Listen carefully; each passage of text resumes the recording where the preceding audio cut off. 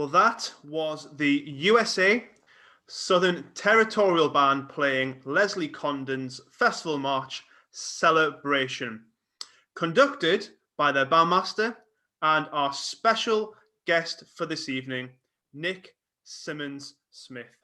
Nick is the Territorial Music Secretary for the Salvation Army's USA Southern Territory and is talking to us from Atlanta.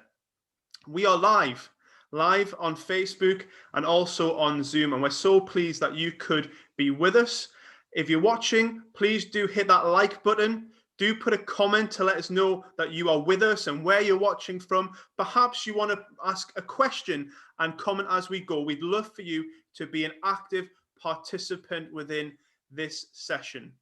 But Nick, it's so good to have you with us. Welcome to Sunderland.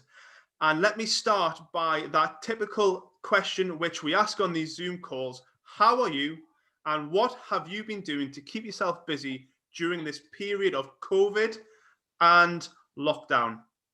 Well, it's great to be with you, and thanks for doing this. This is brilliant. A great way to stay connected with your core and beyond your core, frankly. And you're doing a great job, so I appreciate the invite. Before I answer your first question, it occurred to me in the video that the microphone was very close to the bass trombone, and that the president actually flew by in Marine One during the playing of that, which is pretty unique. You know, it's been a strange old year. I think everybody can attest to that. But in the south of the United States, which is where I'm based, we have tried to just push on with life. And I'm not sure that's always been the right thing to do, but it's certainly what people have done here in the south. And I've been back at work since May last year. I've been back in my core since August with weekly services in person. So to an extent, life is normal. Both my kids go to school in person, although they have a digital learning day to day for some reason. But life has been as normal as it can get, I think, and I count myself very fortunate. I have a busy job running a music department. I have a busy family, my wife and my two boys and our two guinea pigs and our dog. We're very busy. And then at the core, I'm the bandmaster, the core pianist, the worship committee chair, a worship planner, beginner band instructor, youth band coordinator, a small group leader, a member of the core council. So honestly, life has been pretty busy. You're certainly a busy guy. And it's great to be hearing from you and to be connecting with you as one of the key leaders and innovators in Salvation Army music this present day. Now, I mentioned in the introduction, Nick, that you are the Territorial Music Secretary for the USA Southern Territory, located in Atlanta.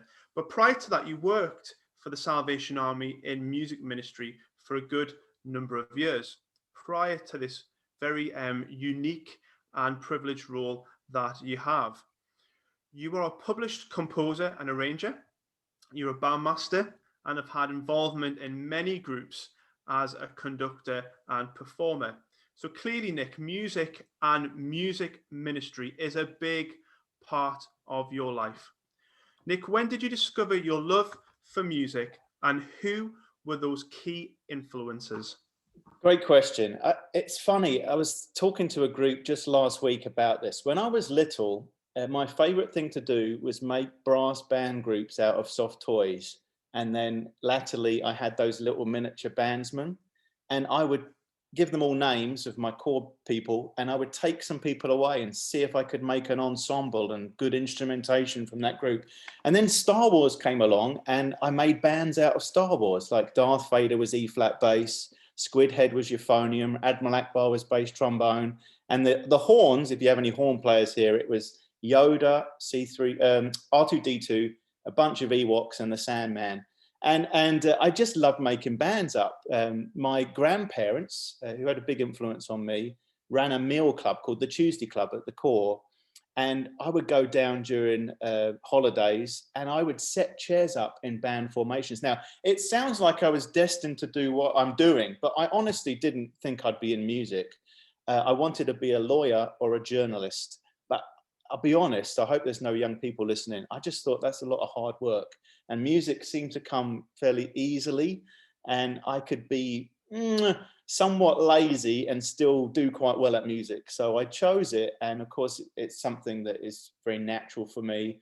My whole family was musical, my father particularly, my grandfather. And I grew up in a good core, just like Sunderland, a good family core with good sections that really influenced me, and a group of friends, frankly, that were very musical too. So I think it was meant to be. I think the fates decided, the Lord gave me these inspirations to do music. And my great aunt, who was very holy, she would make us kneel down and pray at the settee on a Thursday and eat porridge to remember the poor people. She actually paid for every one of my piano lessons. And when I think back, that was a huge part of me growing up.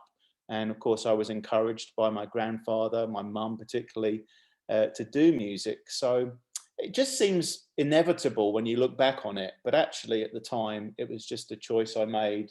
And I do love music, and I do enjoy the ministry of it. But that's kind of how it came about. And we certainly give thanks for those key influences who have helped us on our way and have got us to where we are by encouraging us and persevering with us. And I know you're one of those key individuals, both in the territory and beyond, encouraging musicians and indeed developing the next crop of leaders for the Salvation Army in that neck of the woods. But as Territorial Music Secretary since 2009, it must be a very interesting role, Nick. And I was wondering if you could now tell us a bit about it and what is the music ministry landscape of that USA Southern Territory? Yeah, another good question. Well, for one, the country's different here. You know, it's bigger and broader and just a slightly different outlook. There's no cricket, no sausages, and no chocolate. But other than that, some similarities to the UK. Those are the things I miss, by the way. But certainly the army is different. And I think in broad strokes, you are dealing with a lower socio-economic clientele or soldiery. So there aren't as many dedicated local leaders with great experience or knowledge, if I can put it like that. So for instance, over here, we have divisional music directors and some assistants and creative arts directors that help Corps have music. And the thing about music is, it's something that you just have in every worship service, right? Every Sunday, there's going to be music. Or whatever. So it's important. And the other side of music making is it's multi-generational and intercultural. So in my Corps band, I have a Korean, a Jamaican, Hispanic young people, you know, a good old boy from the South, of course, a Brit, a Canadian. It's just a mix. And you have a 13-year-old sitting next to an 82-year-old. And what other program has that kind of hodgepodge of people that are brought together? So there are similarities with the UK. The army is one army, but the differences would be in resourcing them. We have to be more proactive in getting resources out to Corps. And from my point of view, I'm kind of 3 steps removed, which can be really frustrating at headquarters. I am kind of trying to inspire the divisional music directors, and then they go and inspire the Corps officers, and then they go inspire. So it's kind of like you're 3 steps removed. But in my department, I have a great team. And if we've done anything right, it's down to my team, not me. But we deal with music publications. We deal with creative arts resources, a lot of events. Of course, we have our Territorial Music Institute, which I think Adam has been to. I see Adam Rain there, recognize him. And of course, the Territorial Band, songsters, and creative arts. So there's a lot going on, and it's a very busy job. And but I do love it, and every day is different. The music part of it, if I'm honest, is about 10%. Everything else is dealing with people, sitting on committees and councils, and some of it's awful. But the music bit, when I get to do it, if I get to be around young people on a bus, you know, doing a weekend, that's the bit I really love. I kind of hope that answers your question. In terms of the country and our territory, we go from Washington, DC and West Virginia, all the way down to Florida, all the way across to Texas, up to Oklahoma, Kentucky, Tennessee, all parts in between. States like Alabama, Louisiana, Mississippi, quite poor states, honestly, but with a lot of diversity. And then we're based in Georgia. And I'm very happy here. We have 3 seasons in a year. We have trees, we have hills. It's not quite like the beautiful Northeast, but I'm certainly very happy. Sounds great, Nick. And music ministry is very much about relationships, isn't it? And it's about community. And certainly within that answer, we've heard a lot about the diversity of the music ministry within the territory and the great work that your music department is doing. You mentioned publications. It's been my privilege to have something published in the Sing Praise, and we've got Yeah. Rob Little on the call, who will be Right. another contributor to that particular journal as well. But we're now going to move into that talk about composition and arranging, because you are well established within the Salvation Army as a composer and arranger of both brass and vocal music. Many of us listening in will have played, we will have sang, or will have listened to your music. Nick, how often do you typically write, and how do you approach this particular task? Well, I'm definitely an arranger, not a composer. My favorite thing to do is score and orchestrate, and I am what you would call kind of cookie cutter arranger with a bit of cheese and a bit of fun. I try to make my music interesting, particularly kind of with young people in mind, I suppose. I very rarely sit down and think, I'm going to compose something today. I have that many kind of projects ongoing. For, you know, someone might want a march for their 125th anniversary, or someone wants a solo, or we have our own series that I do write for, the American Instrumental Ensemble series that I write for and edit this year. And I kind of enjoy arranging. I'd say I'm dabbling in something every day, but today it was wedding music for cello and violin for Saturday. I was a little bit behind and had to get on that. But I do enjoy the craft of writing. It's just not really part of my job. So I don't do it 9 to 5, Monday to Friday. I tend to do it in the evenings when the kids are in bed, or maybe on a weekend. And I try to write things that I think people will enjoy playing, that has a clear message, and that people will enjoy listening to. A couple of pieces that I wrote recently, often it's for commissioning, so a big event and they want something. And sometimes my leaning has been towards collaborative pieces, maybe including the praise team, the songsters, the creative arts, the brass band, strings. And those pieces, they only really have a short shelf life. You know, maybe they played sung once, but it's a lot of hours. If you consider 1 minute of music is about 10 hours work when it's all said and done, and you would know that, Andrew, it just takes time. I write quick, but I write kind of to order.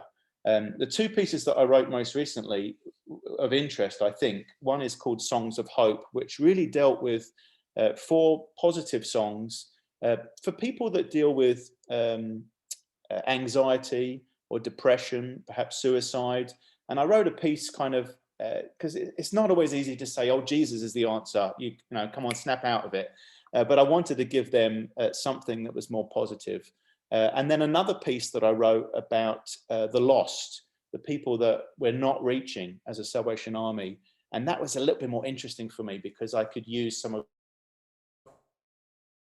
my influences to write that piece, and it was a little bit more dramatic. So occasionally I'll stretch myself, and those are enjoyable times. But composing is like, it's like having a baby, and you care for it and you nurture it and you want it to do well. And then sometimes you think, this is the best thing ever. And then often you're thinking, this is absolute garbage.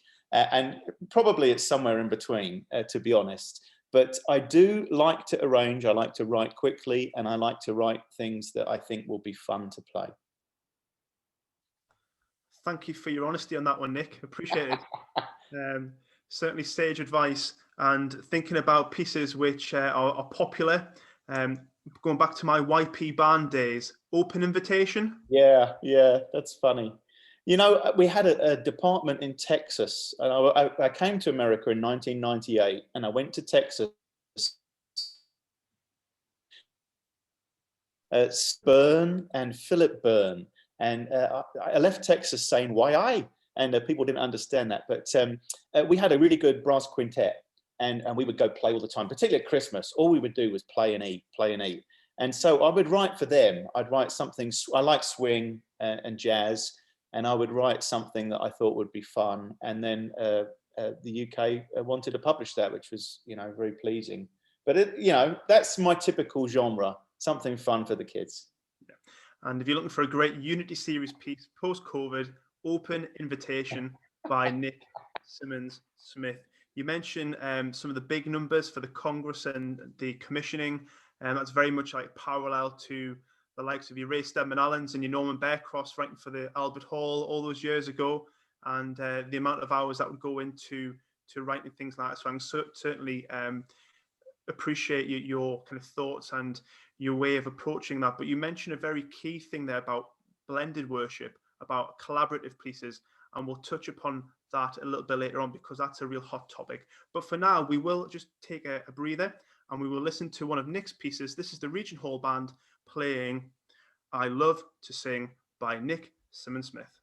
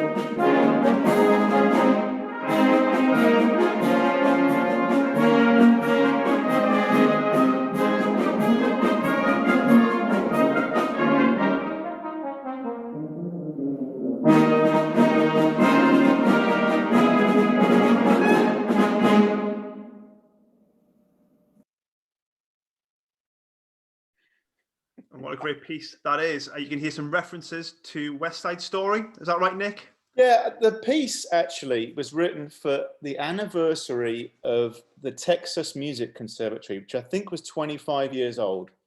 And over here we have 4 to 5 week music camps, if you can imagine that. Residential, the kids don't go home. I mean, my goodness. And I wrote it for that. Now, there have been 6 flags that have flown over Texas. France, Mexico, Spain, Texas, the Confederacy, and the USA. So I took 3 movements, of which that was one, and kind of based it on a particular genre, and that one was more Mexico. But you can hear it, it sort of sounds a bit like Las Luvias, that type of thing. And then I is a kind of Mexican tune that comes in on the trombones at the end. But again, just a bit of fun and, you know, written just to celebrate that particular anniversary. Great piece, and always great to engage people, isn't it, with the popular music, which is what we've been doing as a Salvation Army from our earliest days. But moving on, Nick, engaging young people in church and in faith is very important, and you know that in your role very well. Even now, our music groups continue to be a way for young people to connect with God and deepen their faith.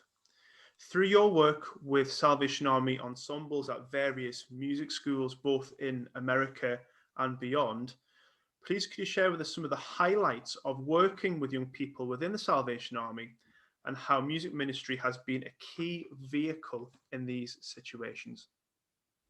Yeah, well, first of all, there have been a number of times where we've been at a music camp and the young people have opened up in a way they perhaps wouldn't normally. And at TMI, even though it was just such a busy day every day, I would take 45 minutes to read through prayer requests that were left by the students in the morning, and then we would pray over them in the afternoon during our one break. And it was harrowing to read some of the things that people go through that I didn't experience as a young person at Chelmsford. You know, whether it be abuse or neglect or drugs or just, it's awful. When they discover music and the light bulb goes off, there's nothing better. You can't pay me enough to be satisfied compared to seeing somebody discover music in a real way for the very first time, and more than that, to discover the Lord. So I would go further than to say these occasions that happen at music school or in ministry. I'd say it is the way to reach young people, maybe one of the best ways, let me put it that way. And I think of my own core, because core is where it's at. Divisional things, territorial, great, wonderful, but really it happens at the core. And when I came over to Texas in '98, I thought I was going to set up these wonderful bands all over the place, and people would want to just be playing. But actually, it took me a little while to realize that I'm discipling young people, and I'm just simply using music as a conduit, you know, to do that. So it kind of reframes what you're all about. So if I'm a core bandmaster, which I happen to be, I'm really thinking about the members of my core, maybe some retired people that are struggling with health, maybe busy, you know, middle management people with young children, but particularly those younger folk coming through the band, of which I have quite a number in my core band, struggling with things that I didn't have to struggle with when I was young. But music is a way to tap in. And beyond that, my own son, who's 11, is now at middle school, and he's just joined the school band. Now, in one grade at middle school, the band is like 250 people, right? And they do this through their whole schooling career. And they have band every day, you know, for an hour or 2 hours. Whereas I think back to my experience at high school, we had a school orchestra, and I went to a big school, but there was maybe 13 people, and, you know, 8 of those were clarinets and a couple of flutes and me on tuba. It was awful because it was just voluntary after school. So I'm thinking about my son and these 250 kids in his grade, and then all the other grades. Music is such a thing that we can tap into, and we are ready made to tap into that as a Salvation Army. It's just that we've come from the regimented, we must do this, we must look like that, you know, your hair must be short, your shoes must be shiny. I come from that school, but actually, if we can just capture people, and I remember going to a little Hispanic corps in Dallas, and I left a big established corps with all those rules about, you know, got to wear your cap from the car to the hall or you'll be in trouble. And then I went to a corps with 8 kids in the band. They wore flip-flops and shorts. And if somebody walked through the back of the hall with a cornet, he was playing in the band. You know, it wasn't like 8 weeks of soldiership, then, you know, a period of time before you can be commissioned. It's like, just get them in. And I think that taught me that perhaps, while I appreciate our regimented nature and how it teaches us discipline, I think now is the time we have to open up and become all things to all people and try to draw more people in, because music is the catch. And then it's the discipling that takes place, not only from other people, but as a bandmaster, it's my job to take care of the spiritual vitality of my group. So that's just as important, if not more, than the music that I do. Again, we go back to that word relationships. Yeah. Community, common unity. And those light bulb moments are priceless, aren't they? When people just get it, whether that be the music, whether that be faith, hopefully both. And we thank God for those opportunities. Great to hear about the education system as well, and how music thrives across there in the States. Now, Nick, when we think about music and music education, the Salvation Army's been in the business of this from its earliest days. We've been teaching people to sing and to play instruments from the very start. So, Nick, how can we use our music and music education ministry to reach new people in this present day? Well, it follows on from my last answer. And you may say, Nick, you're a heretic and we don't want you ever to come on this Zoom again. But what I'm going to tell you is just, for me, the best approach in my mind. Okay, so we had bands and songsters and singing companies, and we all had funny hats and uniforms. Think about it this way, particularly post-COVID. why not have a community choir that meets at the Salvation Army? And why not have them sing on a Sunday occasionally? And there will be those that say, well, it's not the same, and it isn't, but it's reaching new people. And the problem I have seen with the Army over here is we've been taking events within the four walls of our building, but not really doing anything since the death of the open air, not really reaching beyond our four walls. So rather than go out and make a noise early on a Sunday morning and expect people to follow us to the core, we have to open up our walls to people to come in. So why not run an after-school music program? We had one at my core, and it had 300 people that were not part of the Salvation Army coming. So you did a concert, and it was awful. We did "Can You Feel the Love Tonight" with 77 pianos and 30 guitarists, and it was just a cacophony of horrific noise. But you tell a corps officer, I'll get 600 parents in this gymnasium for this concert. You know, how about that? Rather than struggling to think, oh, we've only got 7 at YP Band this week. So it's a different mindset. And this is where, and honestly, much more where you are than where I'm at, with local people, with all this knowledge. We have to share that beyond our four walls. And the open air is great. And I think there's a time and a place to get out of the building with the band and actually reach people. But why not break down some barriers? And I think part of my change in philosophy came with the praise and worship movement, which is wonderful. But you could be part of the praise and worship group and maybe not wear uniform, whereas if you're a second baritone, you better have your shoes shiny, you know what I mean?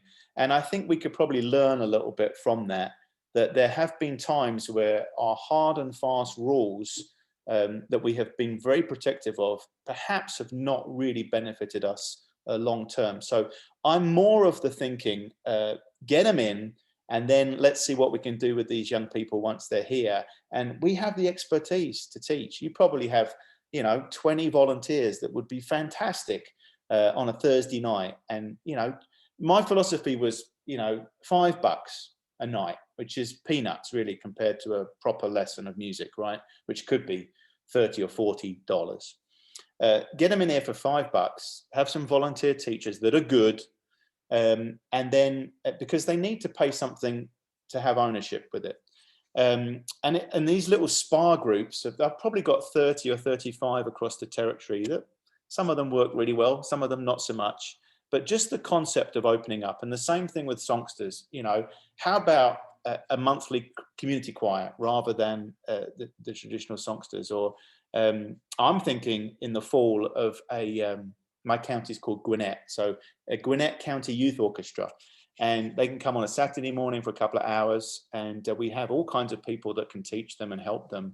And then we'll play some Salvation Army music, because one of the nice innovations of the South, and we see it everywhere else now, is we publish music for all kinds of transposing parts, viola, cor anglais, whatever it was, we have a part for you. So why not share that? Because I think sometimes in the Salvation Army, we do this and we need to do that. Now, you got me on my soapbox there, Andrew, and I hope I haven't offended anybody by that. But I think this is the time to be thinking big, because if you look at the numbers, it's kind of going one way. And what I found here was I had a big push on live music. 2020, live music. Every corps would have live music. And COVID kind of struck us, but we made big inroads in that. We had corps that maybe had 65% of the corps in the division had live music. By the end, maybe 92 had, which was great. But we can give that push to live music, but can we do it by including more people from our community? And we've seen that the numbers have held steady in music, and not that I'm celebrating it, but if you look at junior soldiers or home league or scouts and guides, they've tended to decline at a rapid rate. Music has declined a little bit, but not as much. And part of the reason is embracing things like the praise and worship movement, creative arts. Rather than having 30 people at a divisional youth band rehearsal, now we have 200 people because they are dancing and doing drama and playing guitar and playing piano. And it's a beautiful thing. And I'm not saying that I have all the answers or that everything's, excellent over here, far from it. But I think we all could do with opening up our minds on where the Salvation Army is headed in the next few years. You got me on my soapbox there, Andrew. Sorry about that. No problem at all, Nick. We were privileged to be in conversation with Craig Lewis, your your opposite number in Canada, and very similar themes coming through there. So good to hear. And if you look on the Facebook feed, there's a comment that says, "This guy is good." That's probably my mum. But Nick, it's so good to hear that. Thank you for sharing those ideas with us, for inspiring us. A lot to think about. Music is the hook. Yeah. Music is the hook. And again, it's all about relationships. It's about community. It's about looking at how we can use our resources in new ways, but using them in the best ways to connect and to go out there and, with the resources we have, use them to bring people into a knowledge and a relationship with Christ. So thank you so much, Nick, for sharing with us. And just to develop that a little bit further, thinking about post-COVID, because here in the UK, there is a roadmap now published or shared with the nation. I don't know how things are for you out there in the States and how that compares, but obviously we anticipate a post-COVID era. And as a songster leader, we're coming up to very close to 12 months since we were functioning as we would know it, and many other groups are obviously in the very similar position. So as a Territorial Music Secretary, Nick, what advice would you give music leaders in advancing their music groups, thinking about this anticipated post-COVID era? And then the second part is, and what message do you have for the Salvationist musicians perhaps listening into this call who may feel a little discouraged and possibly have switched off a bit because of the length of time they've been out of action? Yeah, I feel for you. And, you know, we have been back at our core since August, but we've had to cap the limit at 60, I think, for us. And then a lot of people, time to come back, people may not come back. And the other side of it is, I don't know if you've done virtual church. Some people prefer that, which I need people, I need relationships. But I think the virtual church is here to stay. And for instance, at our call, we had this pre-produced package church, which was fantastic, you know, top end technology stuff. And then we went back in the building and we had to live stream what actually happened. And you know, my band is now reduced to 6 people because that's all we can socially distance. And actually, it's not a bad thing because you can pick the 6 that you want. You know what I mean? But it was hard, and people want to. You know, some people are very nervous about it, and I think it'll be here for a little while. That kind of sense of I don't want to come out. You know, I'm very nervous. So I think one of the things you need to bear in mind that it's not going to be a quick fix. Everything's back to normal. Secondly, there are some lessons that we have learned, and maybe some things we have done in the Salvation Army that maybe we don't need to do. Maybe we haven't missed them. And I'm not talking about Salvation Army music, because I think that is the key to starting the car up again. All right. So if you are discouraged, Salvation musicians, we need you to get this going, because if there's anything that can spark us, it's going to be music and the arts. And things will pop up, women's ministry and other things that happen. But I really believe if you want to be attractive and successful, and we know success breeds success, you're going to want your musicians and your kind of those people that are really committed to the cause fired up for when you go back. So analyze what you missed, analyze what maybe you don't need to be doing anymore, because there's a few things we've done in the army over the years just because we've done them, right? And maybe we don't, or maybe they need to look a bit different. And I think this is the perfect time to do that. And I would say dust down your trombones and your cornets and be ready, because we're going to need you. I mean, one of the beautiful things when we first came back, kind of just before August, I would take the band out to members of the corps and go play in their driveway, right? And it was beautiful. It was beautiful for us. It was beautiful for them. And then all kinds of people came out their houses. Imagine that, a Salvation Army band outside and people listening and enjoying it. So I think for musicians, we're going to need you. And what makes a service attractive on Sunday? Lots of things: good preaching, good content, but vibrant music is something that can attract people. And I love the deep meditations of the brass band, Just As I Am and Light of the World. But actually, with the online congregation and the people that are in person, they really want some pep in their step. You know, they want to sing something that's lively and fun, because we've had such a blinking miserable year. I think we need to bring that back, and music is the way to do it. So Salvationists, get out of your beds, dust down the cobwebs of your tenor horn, and let's get back at it. The harder thing is singing because of the droplets. It can be done if you're distanced, and once we're all vaccinated and all good to go, I think it's something we will really cherish and say, my goodness, haven't we missed this? And it's not even just music, it's the fellowship of coming together. I don't think we realized what that meant to us. And it's hugely important, the sharing of prayer requests, checking in with each other. I just think that we've missed that, and it's been 12 months, as you say. So I'll be looking to Sunderland to make sure you're leading the way, okay, in getting us back on track.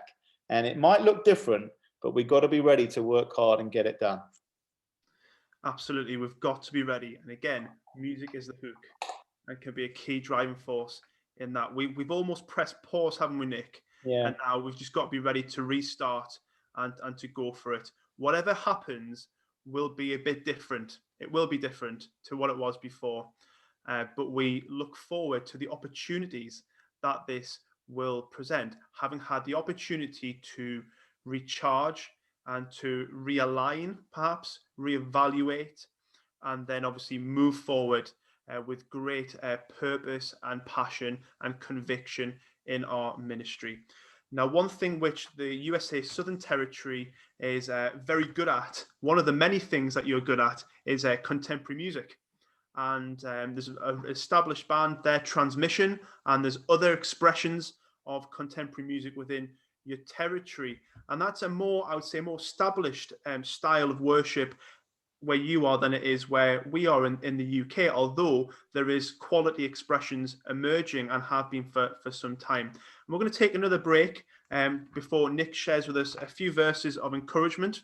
And we're going to listen to a song which has become, I'm sure, familiar to many, a setting of Send the Fire. Enjoy musicians from the USA Southern Territory, Send the Fire.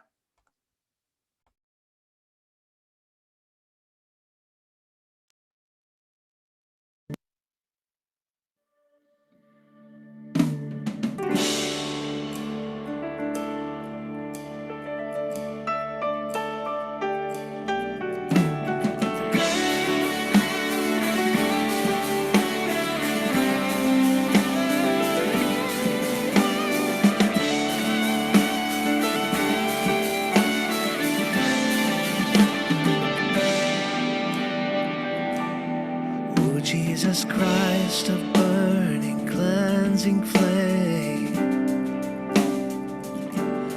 your precious blood-bought gift today we claim. Look down and see this waiting host, send us the promised Holy Ghost. Oh, how we long to see another Pentecost. God of Elijah, hear our spirits cry to make us fit for you to live or die, to burn up every trace of sin, to bring the light of glory in. Oh, let the glorious revolution now begin.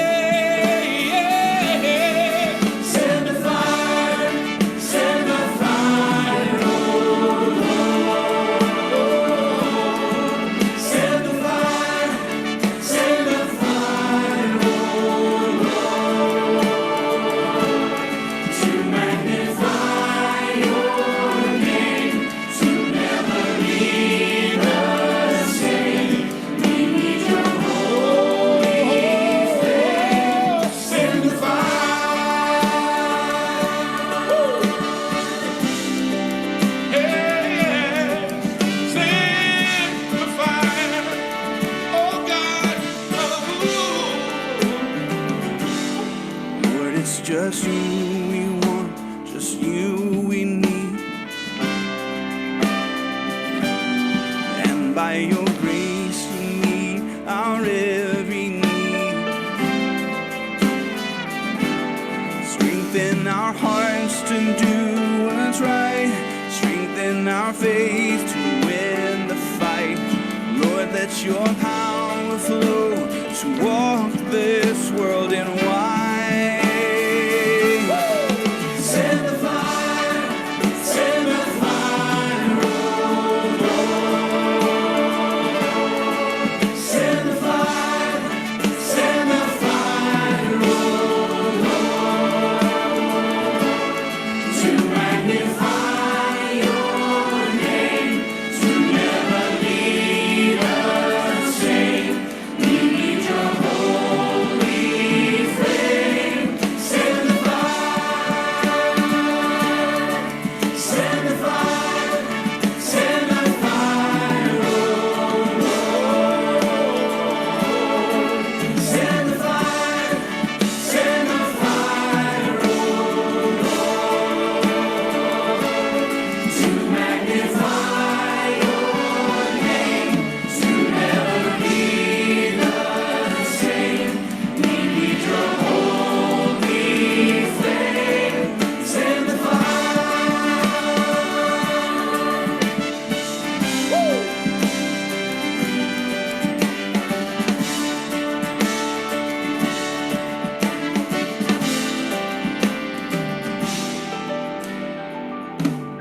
Now make our fragile hearts both strong and brave.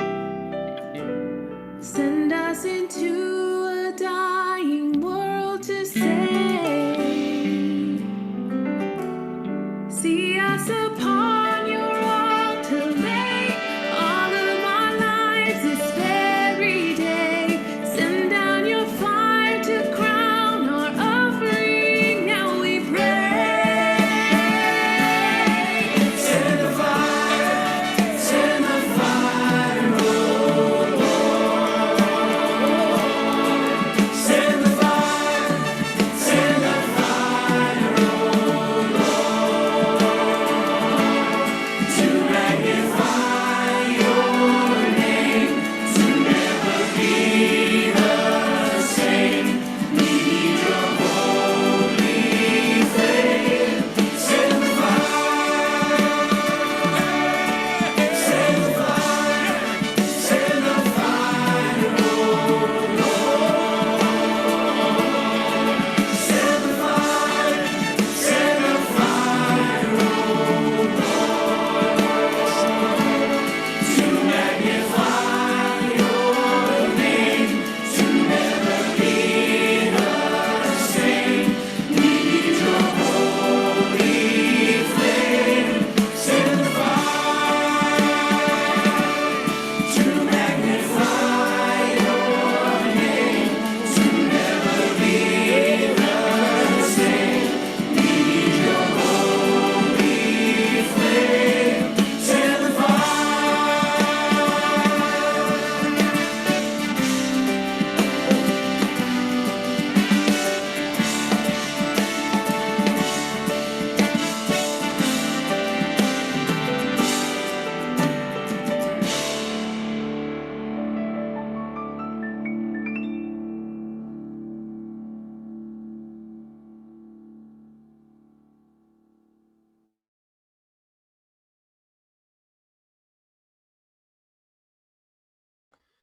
Thank you, Nick. Over to you.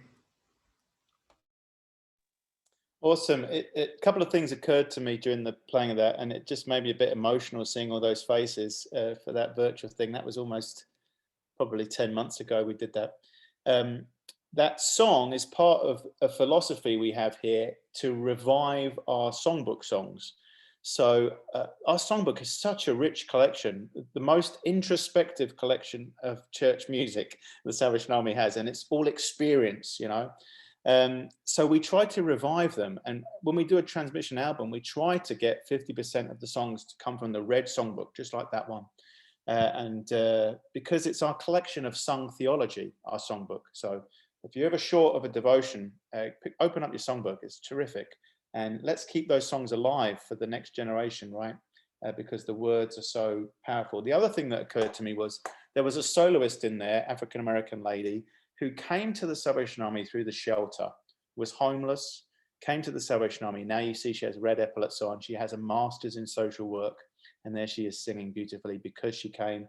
She joined the Dallas Gospel Choir while I was there. And, you know, one or two people got around her and encouraged her. And there she is singing a solo on a virtual choir. So it's amazing what music can do and the impact that the army can have when used for good. I just want to share with you just my favorite scripture. It's my life verses, to be honest. And it's very simple and easy to remember. And it comes like any good musician you would expect to come from Psalms 37, 3 and 4. Pretty familiar verses. Trust in the Lord and do good. Dwell in the land and enjoy safe pasture. Delight yourself in the Lord and he will give you the desires of your heart. So a couple of aspects to that. Trust in the Lord, particularly when we're going through this pandemic. We've got to hold on to that faith and that trust. Don't be discouraged. Do good. Do some good for somebody. Maybe your neighbor needs their shopping picked up, or maybe you can spare a toilet roll for someone if there's a shortage. Do good. Trust in the Lord and do good. Dwell in the land and enjoy safe pasture. I like to say, be safe, socially distance, use hand sanitizer, and do all the right things. Delight yourself in the Lord. And this is as simple as worshiping him, spending time in his word, and praying. And sometimes we just need a little reminder to do that on a daily basis, but so important for our own spiritual vitality. And then he will give you the desires of your heart. Now, if you think back to my Star Wars band and my little bandsman that I used to, you know, move around and see if I could make an ensemble with, the Lord has given me the desires of my heart to do just that in my life. And I tend to think that now my desires are more in tune with his, rather than he just gives me what I want. You know, it's not like you pray for a motorbike and one will come along.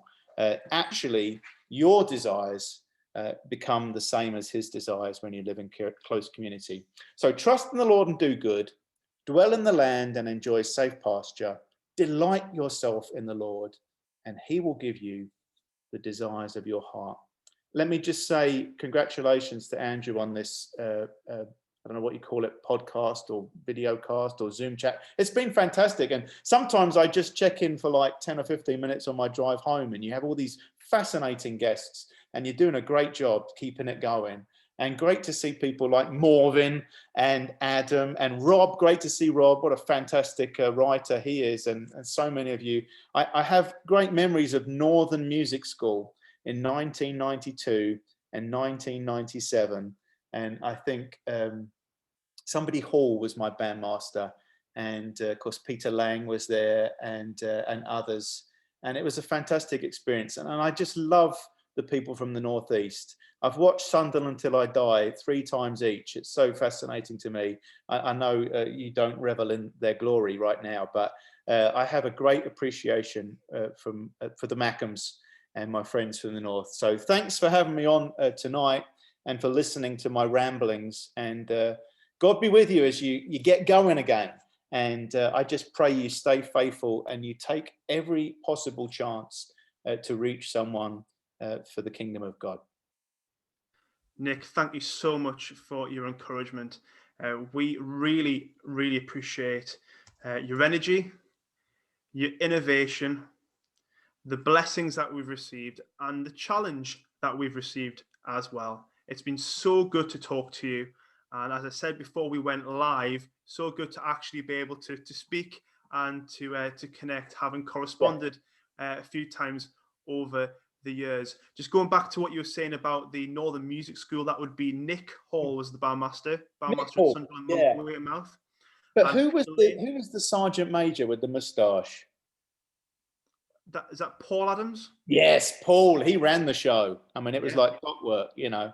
But Paul, good people. Paul has been the bandmaster at Millfield for many years and retired a few years back. And Peter Lane, who you mentioned, is my predecessor. as songs leader there. So some nice links that you've made with the core in those comments. But Nick, thank you so much for your time this evening. We've had people on from Canada, USA, UK, and I'm sure even further afield as people watch this recording back after this session. But we're just so grateful for you, for what you've done tonight, but for what you do for the Salvation Army and will continue to do in these times ahead. So it'll be my privilege to pray, and then we will wrap up the session and do whatever we need to do next. So let's pray together.